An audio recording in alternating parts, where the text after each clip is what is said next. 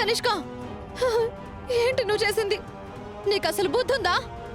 పాపం ఆ బుజ్జి ముండకి నా చేతిలో దహనం అవ్వాలని అలా రాసి పెట్టుంది.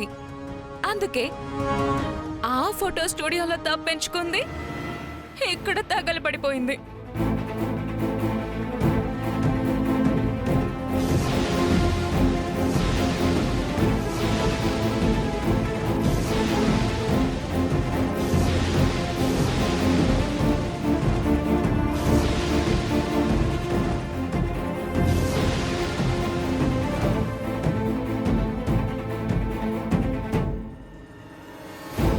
మీ అన్నయ్యని కాపాడుకోవడానికి నీకు ఇప్పటికే ఒక మార్గం ఉంది.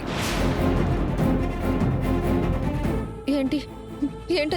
ఏంటో చెప్పు. మా అన్నయ్య కోసం నేను ఏమైనా చేస్తాను. చివరికి నా ప్రాణాలైనా ఇస్తాను. చెప్పు కనిష్క. సింపుల్. యాక్సిడెంట్ చేసి ఆ శ్రీకాంత్ ని చంపింది మీ అన్నయ్య కాదు, నువ్వే అని ఆ నేరం నీ నెత్తిన వేసుకుంటే చాలు.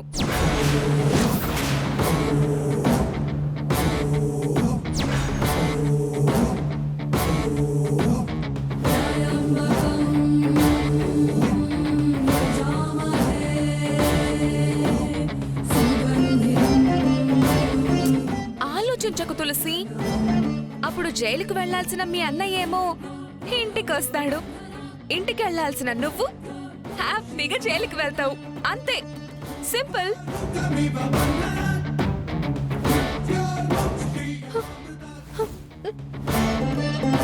నేను నేరం ఒప్పుకోవడం ఏంటి? చెయ్యని నేరాన్ని నేనెందుకు ఒప్పుకోవాలి? అసలు నువ్వు మనిషివేనా? మనుషుల ఎమోషన్స్ తో ఇలా ఆడుకుంటావా? అసలు నీకు కొంచెమైనా బుద్ధి ఉందా? నాకు బుద్ధి ఉంది కాబట్టే నీకోసం ఈ బంపర్ ఆఫర్ ఇచ్చాను. నీకు బుద్ధి లేదు కాబట్టే ఇంకా నన్ను తిడుతూ ఇక్కడే ఉన్నావు. ఇప్పుడు ఇలా మాట్లాడి లాభం లేదు తులసి. ఆలోచించుకో.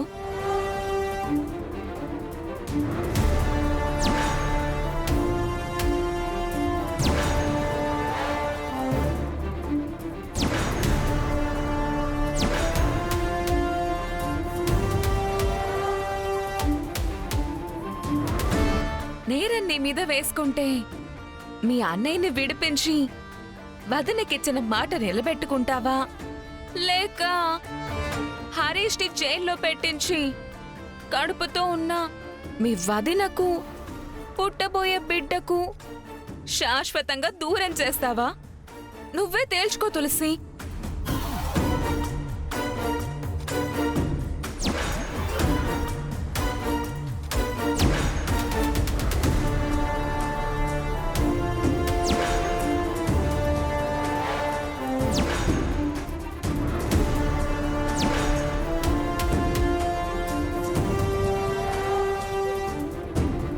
ఇదెంతగా ఏడుస్తుంది అంటే నేరం ఖచ్చితంగా ఒప్పుకుంటుంది. ప్లాన్ సక్సెస్ అయినట్టే. నేను అనుకున్నదే జరుగుతుంది. ఎస్. ఎక్కువ ఆలోచించకు తులసి. అక్కడ టైం లేదు. సరేనా? Kanishka, Kanishka,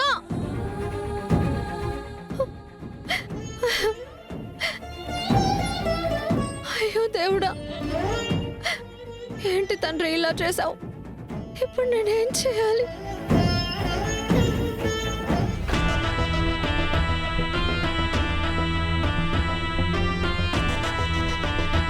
hello sir, మీరిక tension పడాల్సింది ఏమీ లేదు.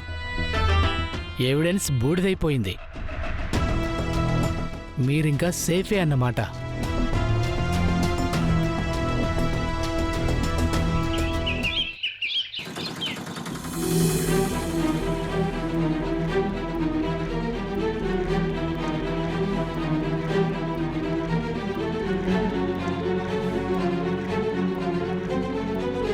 ఏమండి, మీకోసమే ఎదురు చూస్తున్నాను. చేతులు కడుక్కొనండి, భోంచెద్దురు గాని.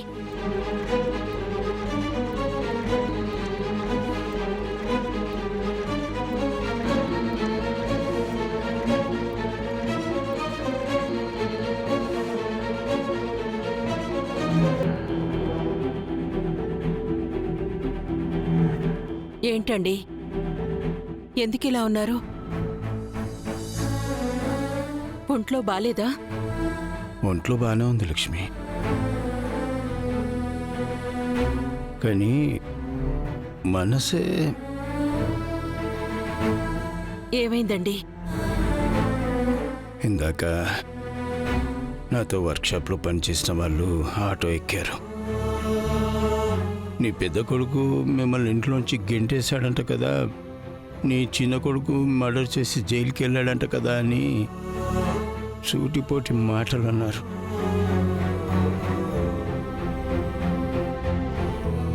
నువ్వు విలువలతో బ్రతికావు, మంచి పేరు తెచ్చుకున్నావు, కానీ నీ కొడుకులు ఎందుకు అలా తయారయ్యారు అంటే వాళ్ళకి ఏం సమాధానం చెప్పాలో నాకు అర్థం కాలేదు లక్ష్మి. ఏం చేస్తామండి, మనం పిల్లల్ని కనగలం కానీ వాళ్ళ రాతల్ని కనలేం కదా.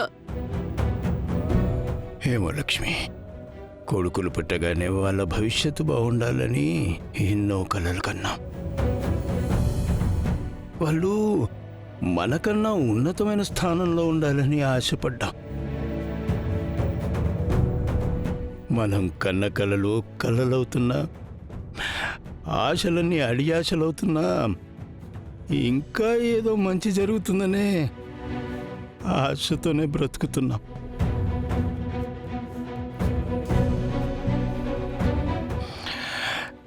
పెద్దవాడు ఎందుకు ఇలా తయారయ్యాడో తెలీదు, చిన్నవాడు ఎందుకు ఇలా చేశాడో నాకేం అర్థం కావడం లేదు లక్ష్మి. ఇప్పుడు మనకున్న కష్టాన్ని మనం ఎలాగోలా భరిస్తాం, కానీ అవతల వాళ్ళు మాటలు అంటుంటేనే ఆ మాటలు విని నా గుండె ఎక్కడాగిపోతుందని భయంగా ఉంది లక్ష్మి. ఏంటండి ఇది? ఊరుకోండి,